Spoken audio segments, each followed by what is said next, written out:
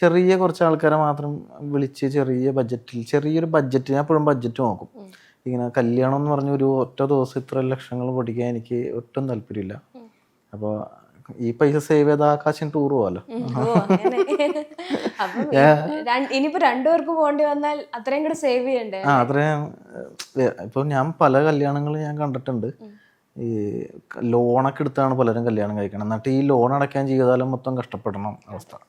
അപ്പൊ കല്യാണം നമുക്ക് സമാധാനമായിട്ട് മര്യാദക്ക് ജീവിക്കാൻ വേണ്ടിയിട്ടുള്ള സംവിധാനമല്ലേ.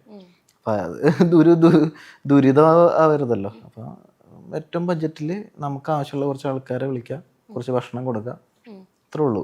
ഇപ്പം രജിസ്റ്റർ മാരേജ് ട്രെൻഡിങ് ആയിട്ടുണ്ട്. അല്ല, രജിസ്റ്റർ മാരേജ് അത് വേറെ മീൻസ് വീട്ടിൽ ആരും സമ്മതിച്ചില്ലെങ്കിൽ അങ്ങനെ വേണമെങ്കിൽ അങ്ങനെയും ചെയ്യാലോ.